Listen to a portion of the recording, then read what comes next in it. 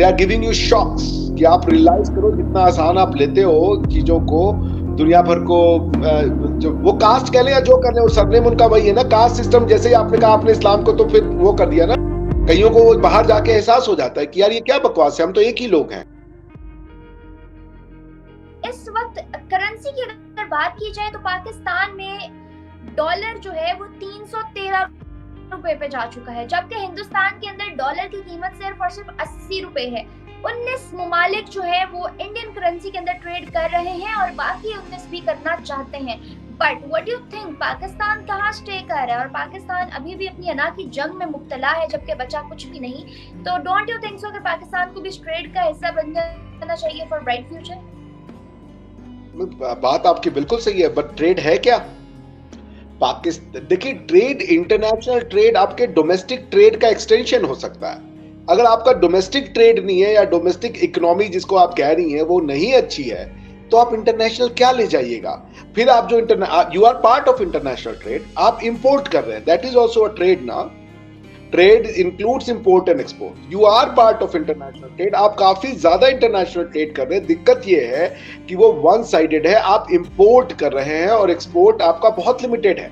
आपकी एक्सपोर्ट थोड़ा बहुत जो कुछ मैन्युफैक्चरिंग गुड्स में वो सियालकोट से जो आपका स्पोर्ट्स गुड जाता है, कुछ आपके मेडिकल के इक्विपमेंट्स जाते हैं, मैं पढ़ रहा था एक बार, और थोड़ा बहुत आपके जो क्लोथ्स हैं, तौलिए और इस टाइप की जो एक्सपोर्ट है, या चावल हो गया, इस टाइप का कुछ एग्रीकल्चर प्रोडक्ट है जो आप बेच रहे हैं। बट वो जो आप बेच रहे हैं दुनिया को और जो आप दुनिया से खरीद रहे हैं, उसके बीच में इतना ज्यादा डेफिसिट है, इम्बैलेंस है कि आपके पास जो रुपया, जो डॉलर कमाते हैं और जो डॉलर आपको देना है, उसके बीच में यॉर्निंग गैप है, बहुत जबरदस्त गैप है।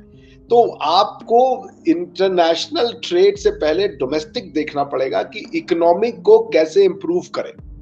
ठीक है ना? आप इकोनॉमिक को इंप्रूव करने के लिए जो बेसिक रिक्वायरमेंट्स हैं उनको तो पहले करें। जब आपकी इंटरनल इकोनॉमी इंप्रूव हो जाएगी ना, तो आप बाकी एक्सटर्नल इकोनॉमिक्स को भी और ट्रेड को भी आप कंट्रोल कर सकते हैं। जैसे लैंड रिफॉर्म लाएं आप क्या आज भी लैंड रिफॉर्म नहीं हो सकता, क्योंकि उसको आपके जो मौलानाओं ने वो फतवा दे दिया है कि जो जमींदारी है वो एक वैलिड एक्ट है अंडर होली कुरान एंड शरिया। अब जब तक लैंड ही नहीं होगा, या एक आदमी के पास दुनिया भर का लैंड होगा, या 150 लोग मिलकर के पूरे पाकिस्तान के लैंड पे कब्जा कर लेंगे, तो आप जो इकोनॉमी की जो बेसिक एंटरप्रेन्योरशिप की रिक्वायरमेंट होती है, लैंड, लेबर, कैपिटल, ये 3 चीजें हम लोग पढ़ते थे बेसिक्स में। अब लैंड ही नहीं है आपके पास, गवर्नमेंट अक्वायर नहीं कर सकती क्योंकि उस पे लोगों के इंटरेस्ट है। तो अब जब आपके पास डोमेस्टिक आपकी इकोनॉमी, चूंकि आप प्रोड्यूस नहीं करते, आपको सब चीज लेना पड़ता है। जब आपका खुद का प्रोडक्शन नहीं है तो आपको इंपोर्ट करना पड़ता है। जब आपको इंपोर्ट करना पड़ता है तो वो आपका पैसा तो लेंगे नहीं, क्योंकि मान लीजिए आप उनको रुपए में पेमेंट कर दीजिए, पाकिस्तानी पेमेंट में, वो रुपए वो ले लेंगे, आगे किसको देंगे वो? क्योंकि आपका पैसा वो किसी और को नहीं दे सकते जो आपके साथ और ट्रेड कर रहा हो। सभी आपको सिर्फ बेच रहे हैं, कोई आपसे खरीद तो रहा नहीं है।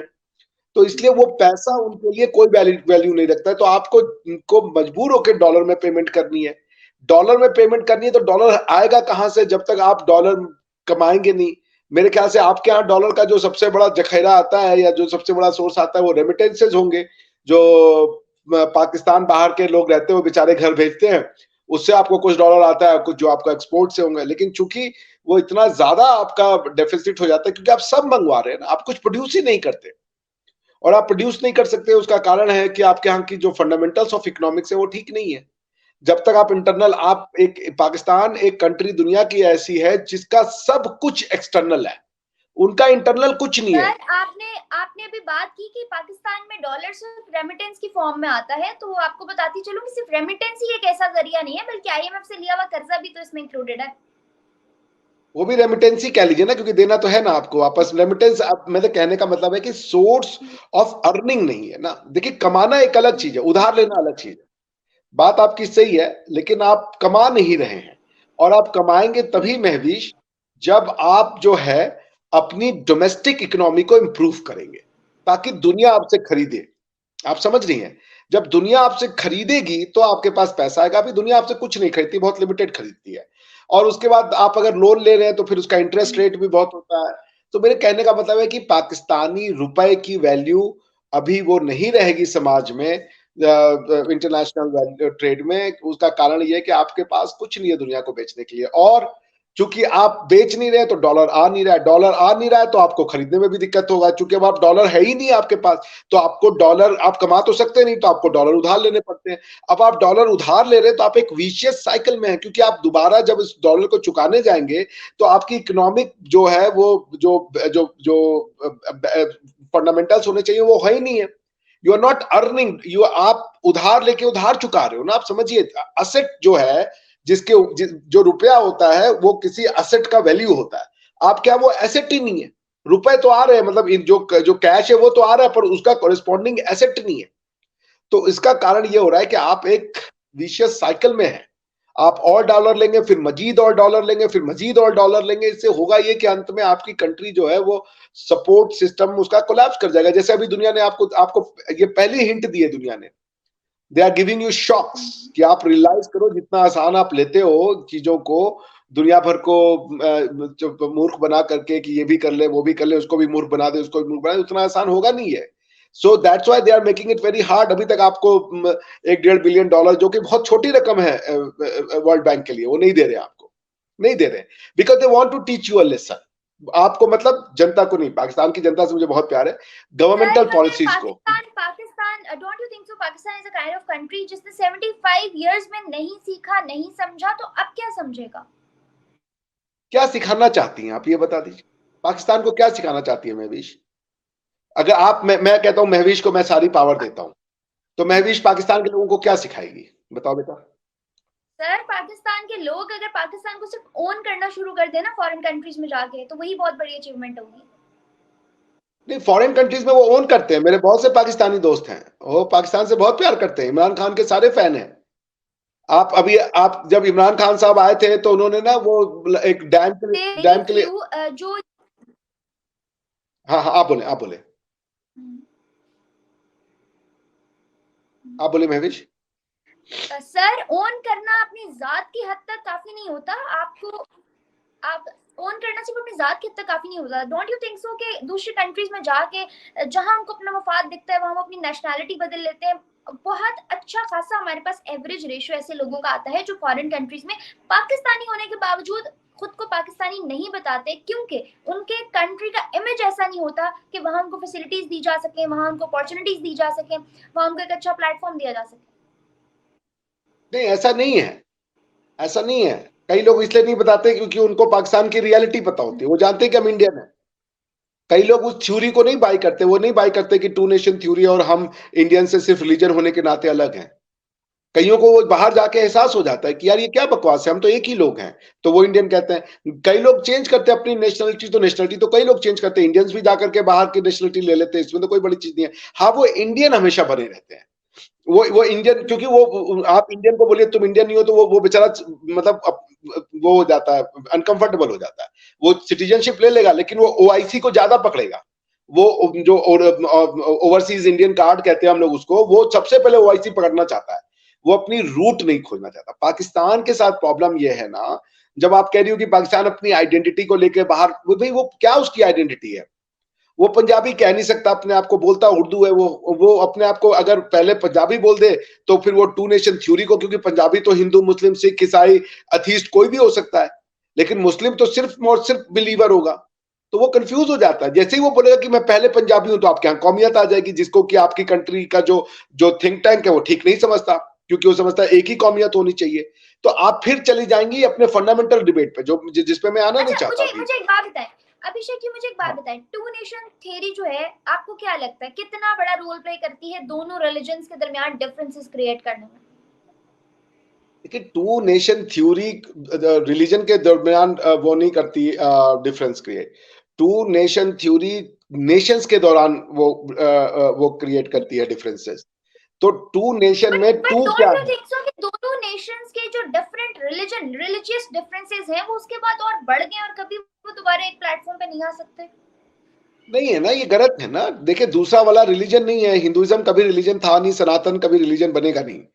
सनातन टिक ही इसलिए गया, सनातन बच ही इसलिए गया क्योंकि सनातन कोई रिलीजन एक organised form of belief system है। आप क्या रिलीजन तभी होगा जब आपके मौलाना और मौलवी होंगे। आप मौलाना, मौलवी, काजी, मुफ्ती हटा दीजिए, आपका रिलीजन आपको समझ ही नहीं आएगा, क्योंकि यही तो आपको सिखाते हैं ना कि भाई रिलीजन जानना है तो उलेमा इकराम के पास जाइए। तो religion is a organise system of belief system, जबकि जो इंडिया में है वो ऑर्गेनाइज सिस्टम नहीं है। वो उनका, चूंकि वो सीकर्स हैं तो उनके यहाँ इतनी ज्यादा वेरिएशन है, इतनी ज्यादा वेरिएशन है कि वो रिलीजन आप उसको कही नहीं सकती। दैट्स अ धार्मिक ट्रेडिशन। धार्मिक वैल्यू सिस्टम में कई अलग अलग सेक्ट्स रूल आ गए हैं, वो एक अलग चीज है, but they are not religion at all. India में अगर आप रिलीजन देखिएगा तो शैवाइट अलग रिलीजन हो जाएगा, फिर उसके बाद वैष्णवाइट अलग हो जाएंगे। मतलब अभी आप देखिए वो कर्नाटक में हमारे यहाँ वो है, मतलब कई सेक्ट बन जाएंगे इंडिया में। रिलीजन इंडिया में न था न होगा। इंडिया में धार्मिक ट्रेडिशन चलता है। इंडिया कल्चरल कॉन्सेप्ट है। इंडियन अपने आप को लोग किसी भगवान की वजह से नहीं कहते, इंडियन अपने आप को कल्चर की वजह से इंडियन कहते हैं। और उसी कल्चर में ये भी, जैसे मैं हूं, मेरा किसी पर भगवान पे भरोसा नहीं है, लेकिन मैं भगवान जो प्रभु राम है उनके आदर्शों का पालन करता हूं।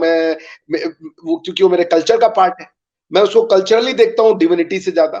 तो पॉइंट ये है कि इंडिया में आप रिलीजन नहीं ला सकती। रिलीजन पे तीन चीजें होती है मस्ट। एक आपको, खासकर अब्राहमिक फेथ में, यूनिटी ऑफ गॉड, तौहीद जिसको आप कहती है। फिर उसके बाद आप कहती है मूर्ति पूजा, शिर्क का ना होना, और एक पैगंबर का होना। ये अब्राहमिक फेथ पैगंबर्स के द्वारा आता है। इस धर्म में कोई पैगंबर, कौन लेके आया सनातन? किसने सुना था? कौन है सनातन में जो ये कह रहा है कि मैंने वेद सुना? किसी को पता ही नहीं है। तो और उसको आगे बढ़ाने के लिए भी कोई ऐसे मैसेंजर्स नहीं आए ना। Abrahamic faith is dependent on messengers. Sanatan में मैसेंजर्स की कोई रिक्वायरमेंट नहीं है।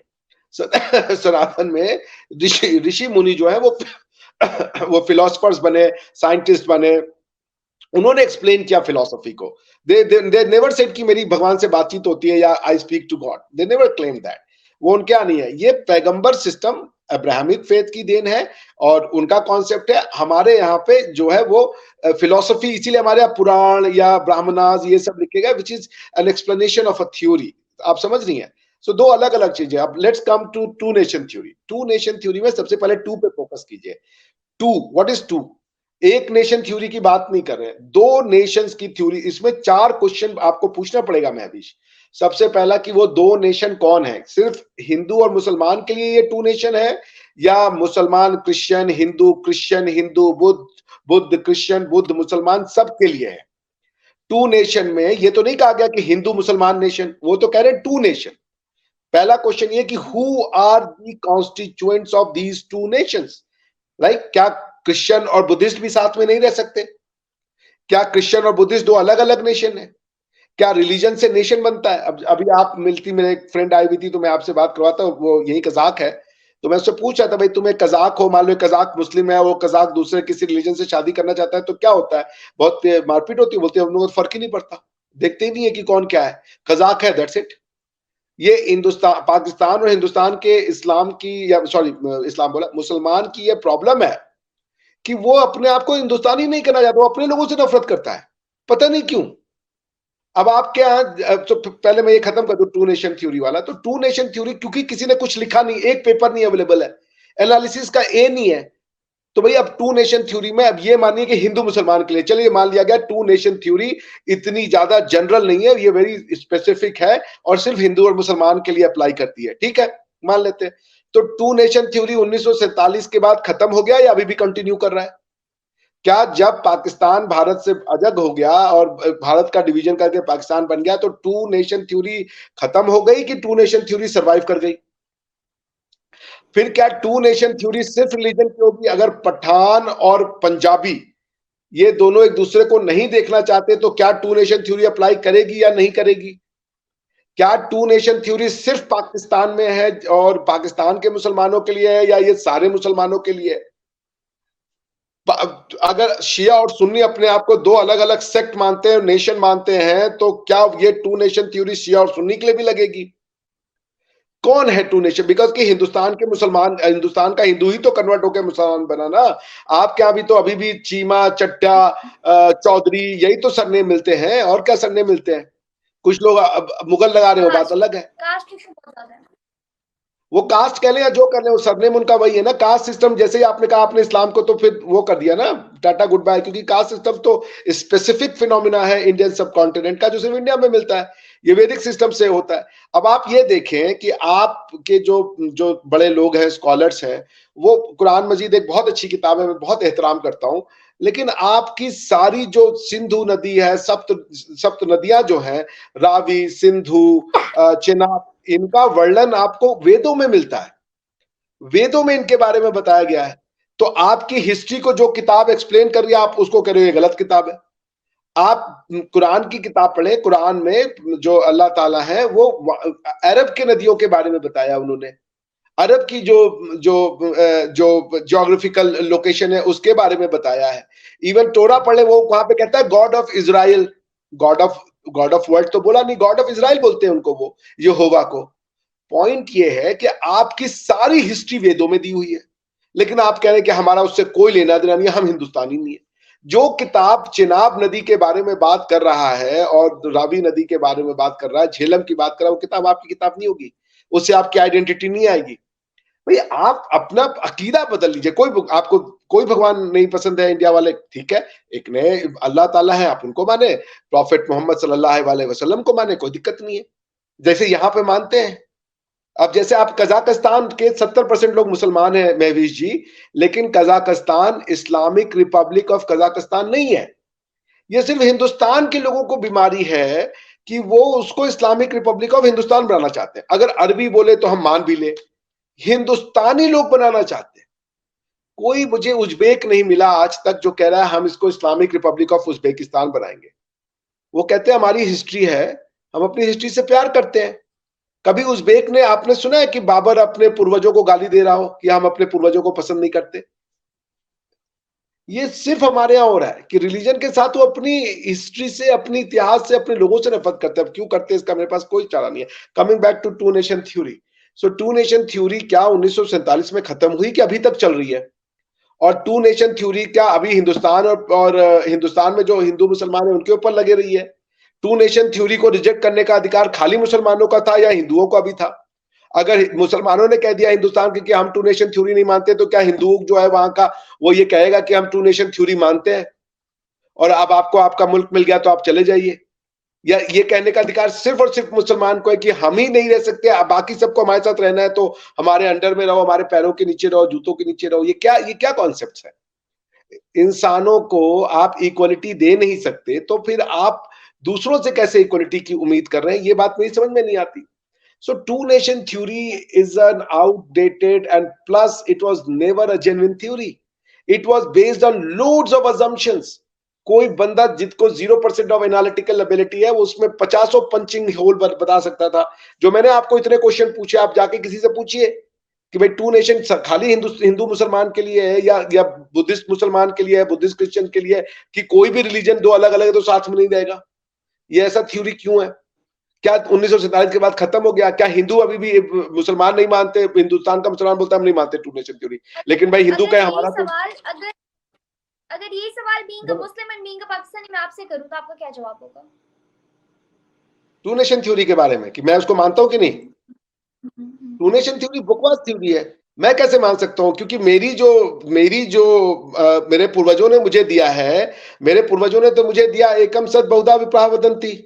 मेरे पूर्वजों ने तो ये दिया कि मेरा तेरा तो छोटे लोग करते हैं, जो बड़े चरित्र वाले उदार चरिता नाम वसुधैव कुटुंबकम अहम निजम परोती, जो एक हमारा ज्ञान, हमारी फिलॉसफी है कि मेरा तुम्हारा, ये छोटे लोग करते हैं, छोटी मानसिकता के लोग। जो विद्वान होते हैं, जो बड़े चरित्र वाले, उदार चरित्र वाले होते हैं, वो समस्त वसुधा को, समस्त पृथ्वी को अपना परिवार मानते हैं, सब चीज को अपना परिवार मानते हैं और उसी के साथ मानते हैं। वो नहीं कहते मेरे जैसा बन जाओ। हिंदुस्तानी योगा जाके दुनिया में फैलाता है तो ये नहीं कहता कि अब योग कर रहे हो तो अपने अपने भगवान को छोड़ दो। वो ये नहीं कहता। वो कहता है योग करो, आप क्रिश्चियन हो तो आप जीसस क्राइस्ट को पूजा करते हुए आप अपना योग करें, आपको फायदा मिलेगा। वो कहीं नहीं जाता। वो ये कहता है कि अपने आप को छोड़ो, अगर योग करना है तो पहले अपना पुराना चीज को गाली देना शुरू करो। वो नहीं कहता। तो हम अपना अकीदा कैसे छोड़ दें?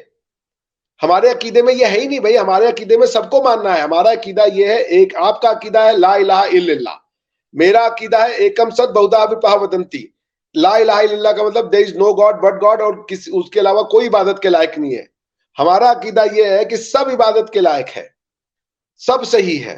तो आपके जब आपका जो थ्योरी से चलने वाला जो आदमी होगा वो टू नेशन थ्योरी ही लाएगा, कहेगा तुम गलत हो।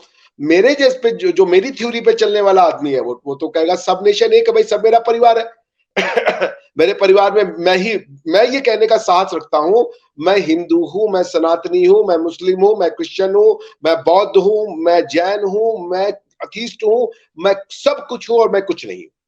ये कहने की फ्रीडम मुझे सिर्फ मेरा अकीदा देता है, सनातन देता है कि तुम कुछ भी बन जाओ। वो आपको आपके दिमाग पे रोकता नहीं है।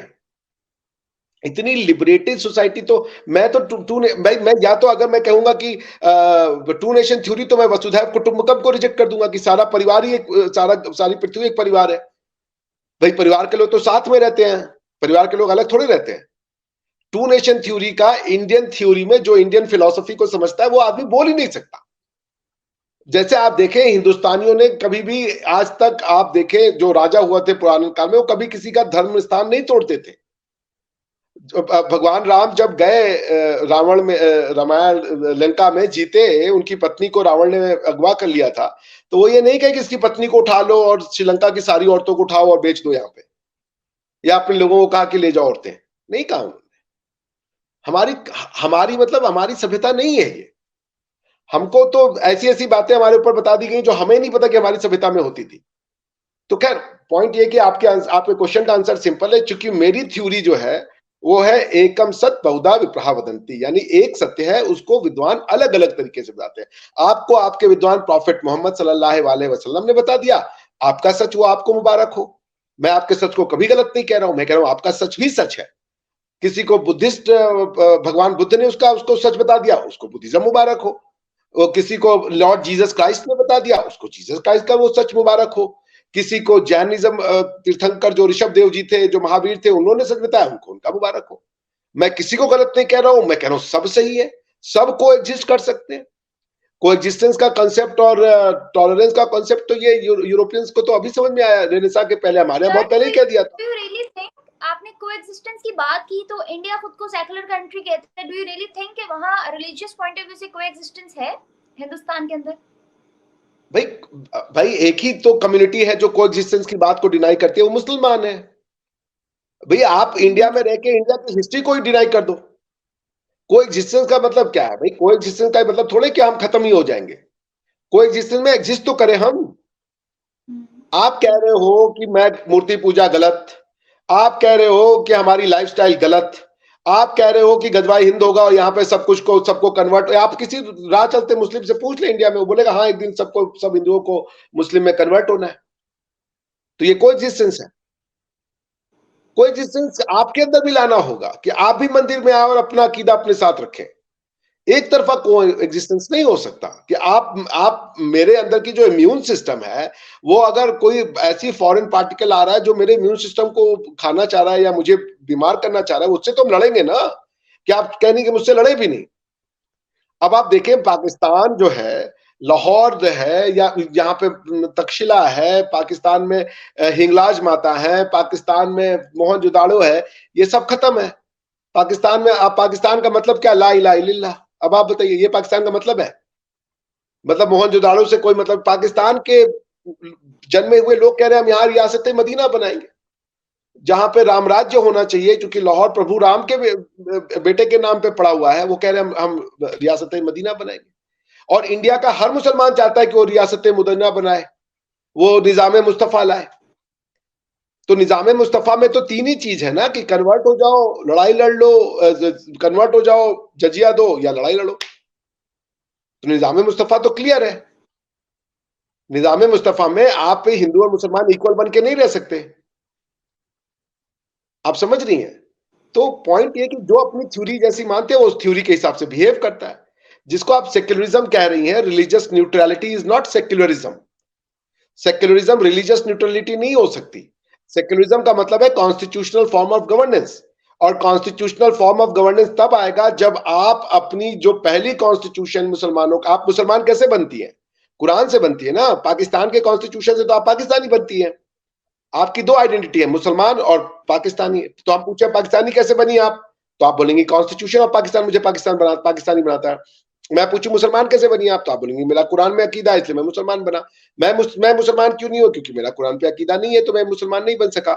तो अब आपकी जो सारी गवर्नेंस है, सारा आपके लाइफ का, चूंकि कुरान एक मुकम्मल किताब है, आपके लाइफ से रिलेटेड हर लॉज उसमें दिए हुए हैं, तो वहां पर sir last but not the least मुझे बताएं, टू नेशन थ्योरी को तुमने एंड किया, हमने सवाल जहां से स्टार्ट किया था पाकिस्तान की ट्रेड से लेके, मुझे पता है इंडिया के पास तो इन फ्यूचर बहुत सारी अपॉर्चुनिटीज हैं, दिख भी रही हैं, लोग अप्रोच भी कर रहे हैं। और अभी रिसेंटली एससीओ वर्चुअल होने का हमारे सामने एक न्यूज आई, उससे पहले G20 बहुत अच्छे तरीके से गुजारा है इंडिया ने, बड़ा ही सफल रहा। कश्मीर के अंदर डेवलपमेंट हो या हो बात दिल्ली की, हर जगह कोई ना कोई झंडा गाड़ता चला जा रहा है हिंदुस्तान, मगर पड़ोस में ही पाकिस्तान अभी तक मारा मारा फिर रहा है कि क्या किया जाए। दोनों कंट्रीज के क्लैशेस को लेकर क्या फ्यूचर देखते हैं? कोई क्लैश नहीं है। हिंदू हमारा दुश्मन है, कौन हिंदू आपका, आप क्यों हिंदू आपका दुश्मन है, पूछे खुद से ना। कोई क्लैश नहीं है। इस सब का जवाब महविश आप लोगों के दानिश्वर लोगों के पास है, जो दानिश हैं आपके, उनको बैठ के इन क्वेश्चंस का जवाब देना होगा। अब आप बोलते हैं हमारे, हम सोचते हैं कि हिंदुस्तान हमारा दुश्मन है, हिंदू हमारे दुश्मन है। क्यों है, कब बना हिंदू आपका दुश्मन? 1947 में बना, उसके पहले ही बन गया था। आप भी तो हिंदू थे, कन्वर्ट ही हुए हो। सर मुझे एक बात बताएं, लोगों के अंदर जो है ना, जिन लोगों को हिस्ट्री का एच भी नहीं पता, जिन लोगों को पास्ट का कुछ नहीं पता, जिन लोगों को ये नहीं पता कि हिंदुस्तान में क्या हो रहा है, वहां पे लोग कैसे रहते हैं, वहां रिलीजन कौन सा है, उनको कल्चर के बारे में कुछ नॉलेज नहीं है, उनको वहां की पॉलिटिक्स के बारे में कुछ नहीं पता, वो लोग भी उठ के कहते हैं कि हिंदुस्तान हमारा दुश्मन है। तो ये लोगों के अंदर बाय बर्थ जो एक एग्रेशन है वो किस वजह से है? और पाकिस्तान के अंदर नहीं, सिर्फ हिंदू, मैंने इंडियंस के अंदर भी देखा है, बहुत सारे इंडियंस के अंदर देखा है। इंडियंस तो अब रिएक्शन में आ गया ना। आप 1947 से एक ही काम कर रहे हो, यही काम आप दुनिया से समझ नहीं पाते ना। आपको आईएमएफ क्यों अभी पेंच कस रहा है? क्योंकि आपने अमेरिका को जो डबल गेम खेला अमेरिका के साथ, कि आपने उससे कहा वॉर ऑन टेरर में हम आपके एलाई हैं, हम मारेंगे, और आप वॉर ऑन टेरर का टेरर भी आप ही थे और वॉर भी आप लड़ रहे थे। आप समझ रही हैं, वॉर ऑन टेरर में टेरर भी आप थे और वॉर भी आप लड़ रहे थे, आप खुद से लड़ रहे थे। आप दुनिया को डबल गेम जब करते हो, जब आपका डबल गेम एक्सपोज हो जाता है, तो फिर लोग आपसे चिढ़ जाते हैं। क्योंकि आपको मैं धोखा दे दूं तो आप मुझसे चिढ़ेंगी ना कि यार तूने मेरे ट्रस्ट को तोड़ दिया। पाकिस्तान, ये बेसिकली पाकिस्तान की प्रॉब्लम ये है, ये कम्युनिटी जो है, ये विशफुल थिंकिंग को सोच, एक होता है कि नेचुरल अकरेंस ऑफ इवेंट, कि नेचर की वजह से कुछ कुछ कुछ चीजें हो रही हैं। एक हो रहा है कि आप मैनिपुलेट करके कुछ करवाना चाहते हो। जब आप मैनिपुलेट करके कुछ करवाओगे तो हमेशा डिजायर्ड रिजल्ट नहीं आएंगे। तो पॉइंट ये है कि हिंदुस्तान के लोग अभी जो पाकिस्तान से चिढ़ते हैं, यस, एक बहुत बड़ा गुस्सा पाया जाता है पाकिस्तान के अगेंस्ट में, एक नफरत है वहां पे, बिल्कुल सही बात है ये। उसका रीजन है, पहले देश तोड़ा, चलो देश तोड़ दिया तुमने। बिकॉज देखिए, हिंदुस्तानी अपनी मिट्टी की आइडेंटिटी से बच बना है। उसको आप कह देना तुम्हारा, उसके भगवान को गाली दे दे एक बार ना, वो बर्दाश्त कर जाएगा, आगे चला जाएगा, कुछ नहीं बोलता वो। उसकी मिट्टी को आप जब गाली देंगे ना, तो वो उसको लग जाती है। जैसे आप कहें ना कि प्रॉफिट के बारे में कुछ कहें तो लोग एकदम मरने मारने को जिंदा है, वैसे हिंदुस्तानी के लिए उसकी मिट्टी है। उस मिट्टी के लिए वो कुछ भी करने को तैयार है। वो कहता है ये मेरी माँ है, मैं इससे ज्यादा ऊपर किसी को नहीं मानता। आप समझ रही हैं? तो भारत में है गुस्सा। आप 26/11 करेंगे, फिर बोलेंगे हमने नहीं किया। आप उसके बाद कारगिल करेंगे, बोलेंगे हमने नहीं किया।